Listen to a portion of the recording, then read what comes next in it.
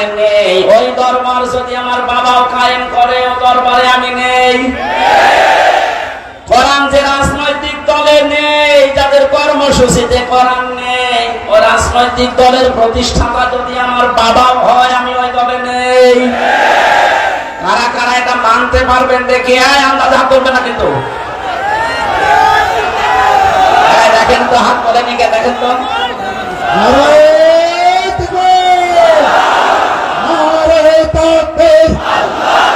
আন্দোলনের আলো সংসদে চলো,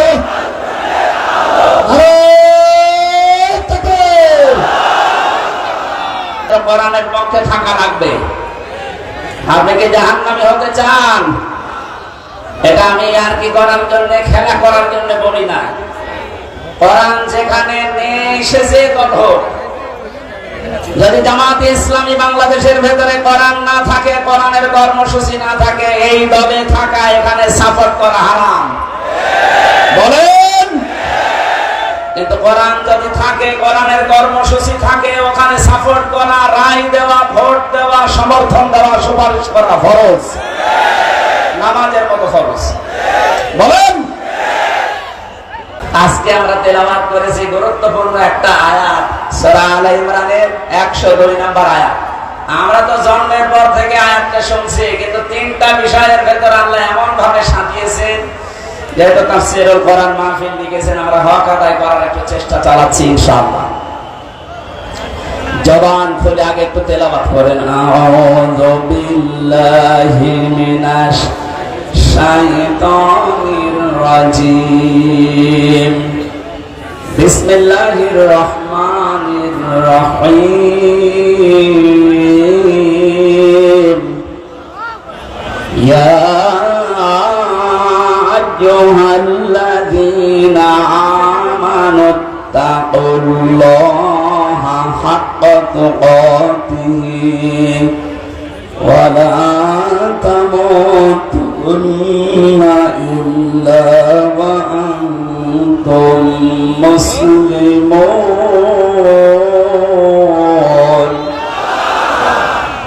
সূরা আলে ইমরান নামকরণ আছে, ঐতিহাসিক প্রেক্ষাপট আছে, বাস্তবতার কিছু শিক্ষা আছে। সবগুলো বলতে গেলে আবার আসান হয়ে যাবে।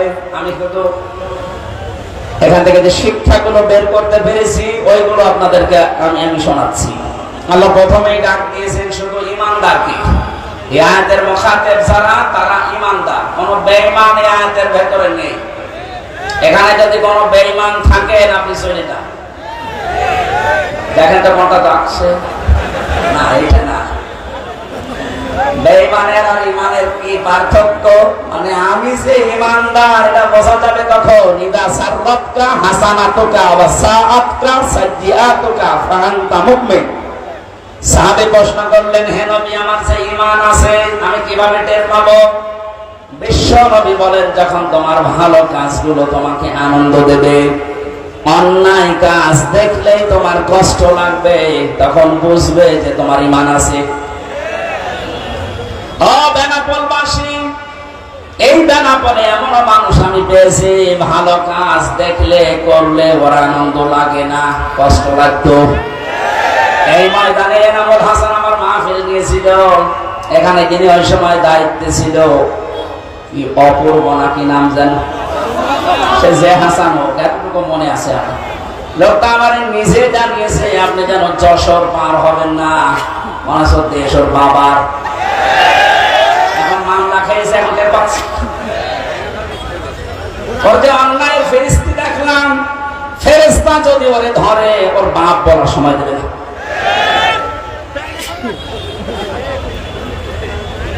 আল্লাহ গজব থেকে যে আপনাদেরকে বাঁচিয়েছে, এখন যিনি আছে মনে হয় আল্লাহর ওলি হবে।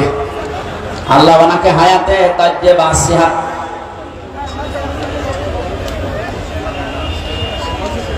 একটা ছোট বাচ্চা পাওয়া গেছে সময়, স্টেজের পেছনে আছে। যদি কারো হয়ে থাকে, মাইকের আওয়াজ যাচ্ছে যত দূর, ওখান থেকে নিয়ে যান। আমার ভাইরা কি বলতে গেলাম, তো সাটা ভুল এইভাবে হঠাৎ করে আসলে। ঠিক আছে, হয়তো তো মনে আছে আমার। সম্মানিত ভাইরা, যিনি আছেন দায়িত্বে, এই যে কিছুদিন আগে যশোরে যিনি এসপি হিসাবে দায়িত্ব পালন করার জন্য এসেছেন, ওনার একটা ভিডিও দেখলাম। উনি দায়িত্ব নেওয়ার পর তিনি জানিয়েছে, পুলিশের এই চাকরি আমি জান্নাতে যাওয়ার মাধ্যম মনে করি। এটা একটা আল্লাহর ওলি যদি এই কথা মতো কাজ করতে পারে। মসজিদের ইমাম সাহেব যদি বলে আমি ঘুষ খাই না, ওরা ঘুষ দেবে কে? আরে বেনাপোলের ওসি সাহেব যদি বলে আমি ঘুষ খাই না, এটা আল্লাহর ওলি? কারণ একেবারে আল্লাহ সব খুলে দিয়েছে। সুতরাং যিনি দায়িত্বে আছেন, আল্লাহ যেন তার ভেতরে যশোরের এসপি সাহেবের মতো আল্লাহর ভয়, আখিরাতের ভয়, জান্নাতের আশা ঢুকিয়ে দেন। বলেন আমিন। আমি ওসি সাহেবের জন্য দোয়া করছি। এই বিশাল আয়োজনে অনেক আঞ্জাম দিয়েছেন, অনেক পুলিশ সদস্য পাঠিয়ে, যদিও পুলিশরা দাঁড়িয়ে আছে, কিছুই করছে না। আমরা কোন ঝামেলা হলে একটু দেখেন ভাই, আশা করছি হবে না। এখন কিছুদিন আগে বাংলাদেশ জামাতে ইসলামী কুষ্টিয়া জেলা শাখার উদ্যোগে 550 আলেমকে দাওয়াত দিয়েছিল। সব ঘরানার আলেমরা এসেছিল। 550, 3.5 ঘন্টা 4 ঘন্টা আমরা আলোচনা রেখেছি কোরআন হাদিস দিয়ে। কোনো বাধা নেই, কোনো উস-বিস নেই। আপনি বলেন তো 5 তারিখের আগে আগস্টের 550 না 5.5 জন আলেম এক জায়গায় হলে 10টা মামলা হয়ে যেত। কোথা থেকে আল্লাহ কোথায় আমাদেরকে পৌঁছিয়ে দিয়েছে, এ নিয়ে আমাদের শুকরিয়া আদায় করা দরকার না? আসলে এই নিয়ামত, এই শুকরিয়া আদায়ের মাধ্যম 3টা। আপনাদেরকে আমি খুব শর্টকাটে বলছি। পৃথিবীতে যে কোনো নিয়ামত যদি পান, নিয়ামতের যে শুকরিয়া আদায় এতদিন শুনেছেন যে আলহামদুলিল্লাহ বললেই হয়ে গেল না, এটা একটা বাক্য। এটা কি? নিয়ামতের শুকরিয়া আদায় হবে 3টা বিষয় মানলে। 1 নম্বরে আপনাকে মুখে বলা লাগবে যে এটা নিয়ামত। এটা কি? এদেশের 100 জনের 80 জন বিশ্বাস করছে, মেনে নিয়েছে যেটা নিয়ামত, খালি 20 জন এখন মানে না। এই কথা বলেন। এটা একটা উদাহরণ আমার মনে পড়ছে। হোস্টেলে খাবার খায় 100 জন। সকালবেলা ওদের দেওয়া হয় পাউরুটি আর কলা। 20 জন বলছে চা দেওয়া হচ্ছে, এভাবে দেওয়া হোক, আমাদের অসুবিধা নেই। 80 জন বলছে না, এই খাবার আমরা খাবো না, আমরা মেনু পাল্টাতে চাই। হোস্টেল ম্যানেজারকে ডাক দিয়েছে যে স্যার, আমরা কেউ চাই রুটি, কেউ চাই রোল, কেউ চাই খিচুড়ি, এভাবে বিভিন্ন নাম দিয়েছে। উনি বলছেন তাহলে ভোট দাও। ভোট দিয়ে দেখা গেল যে 20 জন আগে ছিল কলা পাউরুটি, ওরা 20 জনই আছে। বাকি ভোট দেওয়ার পরে 15 জন চেয়েছে রোল, 18 জন চেয়েছে চিড়া, 19 জন চেয়েছে হয়তো খিচুড়ি। এভাবে ভাগ ভাগ করে দেখা গেল যে 80 জন ভাগ হয়ে 20 পর্যন্ত আর যেতে পারে না। এটা বললাম এই কারণে, এখন কিন্তু সময় ঠিক ওই কায়দায় চলছে। এই কথা বলছেন। আমরা সংখ্যা এখন কম না। 5 তারিখের পর থেকে আজকের 11 তারিখ, আজকে 11 তারিখ না, 1 মাস 6 দিনের রিপোর্ট আমরা পেয়েছি। ডিবিসি রিপোর্ট দিয়েছে। 5 তারিখে, আগস্টের 5 তারিখের আগ পর্যন্ত এই দেশে মাত্র 100 জনের 15 থেকে 16 জন মানুষ চাইতো যে দেশে ইসলাম কায়েম হোক। কিন্তু 1 মাস 6 দিনের ব্যবধানে গতকালকের রিপোর্টে এই দেশে এখন 41 জন, কয়েকদিন আগে 36 জন ছিল, এখন 100 জনের 41 জন মানুষ চাচ্ছে যে এই দেশে ইসলাম কায়েম হোক। এভাবে যদি কিছুদিন যেতে থাকে, আপনি দেখবেন 51 ভাগ মানুষ যদি চায় যে দেশে আল্লাহর আইন দিয়ে চলো, কোন মহারথী আর বাধা দিয়ে ঠেকাতে পারবে না ইনশাআল্লাহ।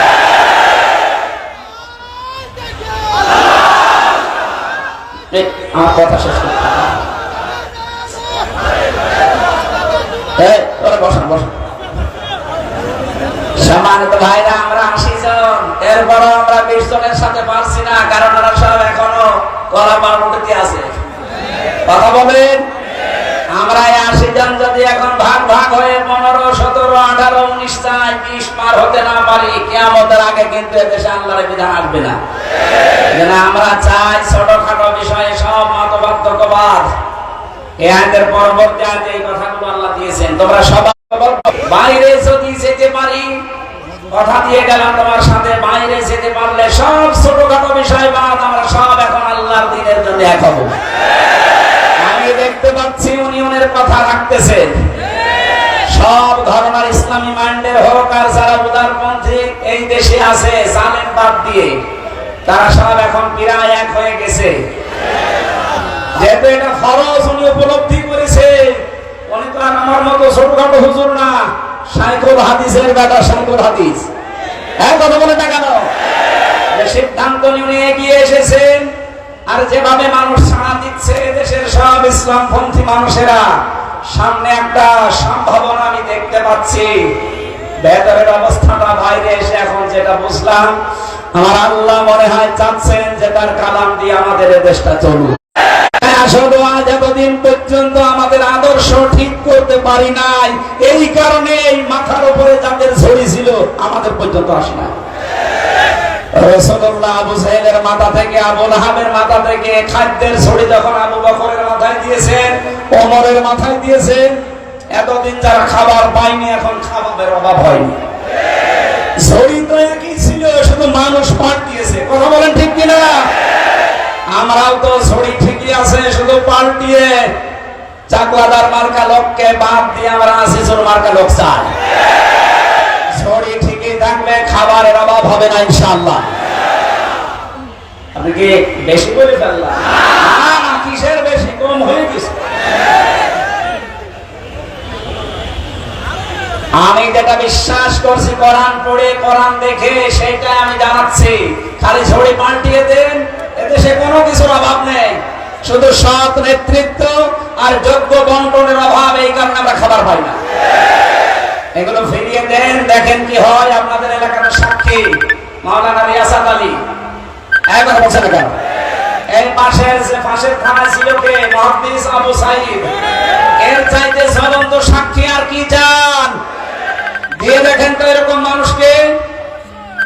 আমি কথা দিয়ে যাচ্ছি, যদি যা বলছি না মেলে, আমি জীবনে মাহফিলে আর কোরআনের কথা বলবো না, আপনাদের মতো হয়ে যাবো। যান। এই জন্য আল্লাহ ভালো কাজ দেখলে যদি আমাদের ভালো লাগে, আনন্দ লাগে, অন্যায় দেখলে যদি কষ্ট লাগে, দুঃখ পান, বুঝবেন যে আপনার ভেতরে আর ঈমান আছে। এইরকম ঈমানদারকে আল্লাহ ডাক দিয়েছেন, ইত্তাকুল্লাহ, আমি আল্লাহকে ভয় করো। তাকওয়ার ব্যাখ্যা এতদিন পর্যন্ত কি শুনেছেন আমি জানি না। অনেকে মনে করে তাকওয়া মানে বিশাল সুম্মা গায়ে দিয়ে, মাটি মাথায় দিয়ে, হাতে একটা তসবিহ নিয়ে শুধু ওই সারের মতো পান খাবেন। না, পান খাওয়াই না। আমি দেখেছিলাম বাস্তবে পাবনায় একবার এক হুজুর আমার আগে ওয়াজ করছে, আমার ভাইরা, আমার এই পীর এত বড় আল্লাহর ওলি, প্রতিদিন 30টা করে পান খায়, প্রতি পানে হাকিমপুর জর্দা খায়। মরে যাওয়া বলছে সুবহানাল্লাহ। এইটাই যদি সুবহানাল্লাহ হয়, নাউজুবিল্লাহ হবে কোন জর্দায়? আপনাদের এলাকায় যেহেতু এই জিনিস তৈরি হয়, এজন্য ওই জিনিসের কথা তো বলা যাচ্ছে না। এটা কি এখনো তৈরি হচ্ছে? আমি আকিস গ্রুপে চাকরি করতাম একদিন হাসপাতালে ঢাকাতে। ডাক্তার মোহাম্মদ মহিউদ্দিন আকিস সাহেবের বড় ছেলে বলেছিলাম, স্যার এই অখাদ্য কুখাদ্য বাদ দিয়ে অন্তত খাদ্য তৈরি করেন মানুষের। ওনার মনে হয় এটা বেঁচে দেওয়ার কথা। কি করেছে আমি তো 3 বছরের ভেতরে আমি আর জানি না। এই যে এইরকম দৃশ্য দেখলে আমরা আল্লাহর ওলি মনে করি, তাকওয়াবান মনে করি না। তাকওয়া হচ্ছে যেখানে যিনি দায়িত্ব পালন করবেন ওই জায়গাতে শিক্ষা এবং দীক্ষা নিয়ে, কথাগুলো খেয়াল করে, যেখানে যেই লোকটা বসবে, দায়িত্ব পাবে, ওই বিষয়ের উপরে তার শিক্ষা লাগবে, প্রশিক্ষণ লাগবে, এবং বাস্তবে সে যেন সুচারুরূপে কাজটা আঞ্জাম দিতে পারে। এর আরবি নাম তাকওয়া। এইটাই করতে চাই বাংলাদেশ জামাত ইসলামী এবং ইসলামী ছাত্র শিবির। বাস্তব দেখছি, এই কারণে বলছি, যোগ্যতা সম্পন্ন মানুষ শিক্ষা এবং দীক্ষা দিয়ে জায়গায় তুলে দেন, আল্লাহর কসমে দেশটা দাঁড়িয়ে যাবে ইনশাআল্লাহ। একটা নাস্তিক, আল্লাহ বিশ্বাস করে না, অধ্যাপক আনিসুর রহমান, এই লোকটা ঘোষণা দিয়েছে বাংলাদেশ জামাত ইসলামী এবং ছাত্র শিবিরের হাতে 5টা বছর তুলে দেন। উনি গ্যারান্টি দিচ্ছে দেশে দুর্নীতি, চুরি, অন্যায়, অবিচার সব 5 বছরে বিদায় দিয়ে চলে যাবে। আল্লাহ বিশ্বাস করে না এই লোকটা এই কথা বলতে পারে। আর আপনি একটু নামাজও তো পড়েন, নামের আগে কেন এখানে ছোটখাটো বিনা বিষয় নিয়ে আর গন্ডগোল করা যাবে? সব পাপ সব এখন আমরা এক হব। 80 জন যদি এক জায়গায় হতে পারি, সত্য কথা বলছে কিয়ামতের আগে দেশ থেকে এইটাই জামাত ইসলামী বুঝেছে। এখানে যোগ্যতা সম্পন্ন মানুষ তৈরি করা, শিক্ষা দেওয়া, প্রশিক্ষণ দেওয়া, ওই জায়গা চালানোর মতো কোয়ালিটি তৈরি করে বসিয়ে দেওয়া, এটা যদি সত্যি আমরা করতে পারি, এই তাকওয়া আল্লাহ কি জানিয়েছেন? লাফাতাহনা আলাইহিম বারাকাতিম মিনাস সামাই ওয়াল আরদ। আল্লাহ বলেন আমার উপর ঈমান আনার পরে যদি তাকওয়া অবলম্বন করতে পারো, তার মানে এইভাবে যেভাবে প্রশিক্ষণ দিয়ে 3 মাস 6 মাস 1 বছর পরে পরে খুঁটি বানায় এক একটা, এভাবে যদি তৈরি করে নিতে পারো, আমি আল্লাহ গ্যারান্টি দিচ্ছি লাফাতাহনা লামে তাকিদ সুপারলেটিভ ডিগ্রি, এটা যত রহমত বরকতের দরজা আকাশ জমিনে আছে আমি আল্লাহ সব খুলে দেব। জোরে বলেন সুবহানাল্লাহ। এটা আমরা দেখতে চাই না? চাই না? লাফাতাহনা দিয়েছেন আল্লাহ, আল্লাহর গ্যারান্টি মিথ্যা মনে হয়? বলেন 100% বিশ্বাস করে আল্লাহর কোরআনের এই সূরা আনআমের আরাফের 96 নম্বর আয়াত, এটা আল্লাহ যখন গ্যারান্টি দিলেন ঈমান আছে তোমাদের, এই অনুযায়ী তাকওয়া অবলম্বন করো, যোগ্য ব্যক্তি তৈরি করে যোগ্য জায়গায় তুলে দাও, আমি আল্লাহ পাকে 2টা শর্ত দেখলে আকাশ আর জমিনের বরকতের দরজা খুলে দেব। কত হাজার কোটি টাকা পাচার হয়েছিল, 4 ভাগের 3 ভাগ ফেরত আসতেছে ইনশাআল্লাহ। যারা দায়িত্বে আছে এই মানুষগুলো যদি এই করতে পারে, যাদের ভেতরে 100% তাকওয়া, ডক্টর আইনাতুল্লাহ আব্বাসী কয়েকদিন আগে ঘোষণা দিয়েছে, তাকওয়াবান মানুষগুলো যদি সত্যি চেয়ারে বসতে পারে, শুধুমাত্র টাকা যা পাচার হয়েছে এগুলো না, যারা এখনো বন্ধ করে রেখেছে ওইগুলো আল্লাহ ফেরত নিয়ে এসে দেবে ইনশাআল্লাহ। এক দরবেশের দিকে তাকিয়ে দেখলাম 36,000 কোটি টাকা ঋণ করেছে। দরবেশের অবস্থা যদি এই হয়, যারা ধরবেশ এদের অবস্থা কোন জায়গায়? সব কয়টা বিভাগেরা এমন জায়গায় পৌঁছিয়েছিল, শয়তান থেকে হাসতো যে আমি আর কি শয়তানি করবো, এটা আমার চাইতে বড় শয়তান।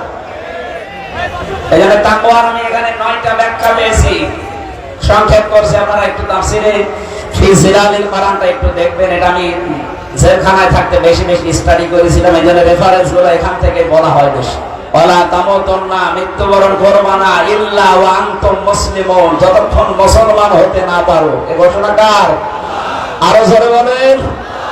মুসলিম শব্দটা ইসলাম থেকে, সিলমন থেকে এরকম ভাগ ভাগ করে এসেছে। এই পৃথিবীতে যে ইসলাম আমরা বলি, এটা 2 প্রকার। ইসলাম কয় প্রকার? আরো জোরে বলেন। একটা ইসলাম হচ্ছে প্রাকৃতিক ইসলাম, আর একটা হচ্ছে শরীয়ী ইসলাম। প্রাকৃতিক ইসলামে যে আম গাছে আম ধরা, সূর্য যেদিকে উঠতেছে তৈরি হওয়ার পর থেকে কিয়ামত পর্যন্ত ওইভাবে উঠতে থাকবে, এটা প্রাকৃতিক। এটা কি? এইটার দায়িত্ব আল্লাহ মানুষকে ছেড়ে দেয়নি। সারা জীবন চেষ্টা করলেও আপনি আম গাছে তার ধরাতে পারবেন? কারণ এই নিজাম, এই নিয়মটা কার বলেন তো? আল্লাহ তা কায়েম করে দিয়েছেন, কিয়ামত পর্যন্ত থাকবে। কিন্তু শরীয়ী ইসলাম যেটা কাগজে আল্লাহ দিয়েছেন, এই যে কোরআনের কাগজে, হাদিসের কাগজে, এই কাগজের ইসলাম জমিনে দাঁড় করানোর জন্য আল্লাহ পাক নিজে দায়িত্ব নেননি, এটা আমাদের উপরে ছেড়ে দিয়েছে। এর আগেও আল্লাহ নেয়নি, এখনো নিচ্ছেন না, ভবিষ্যতেও নেবে না। হ্যাঁ, আমাদের অ্যাক্টিভিটিস থেকে আল্লাহ আমাদের হাতে তুলে দেবে। ইন্নাল্লাহা লা ইউগায়্যিরু মা বিকওমিন হাত্তা ইউগায়্যিরু মা বিআনফুসিহিম। যতক্ষণ পর্যন্ত কোন জাতি নিজের ভাগ্য পরিবর্তনের চেষ্টা না চালায়, ততক্ষণ আল্লাহ ভাগ্য পরিবর্তন করে দেয় না। এই কথা মানেন তো? সময় সুযোগ যখন এসেছে, আমাদের ভাগ্যকে আমাদেরই পাল্টাতে হবে। এই কাগজের ইসলামকে জমিনে নিয়ে আসা লাগবে ইনশাআল্লাহ।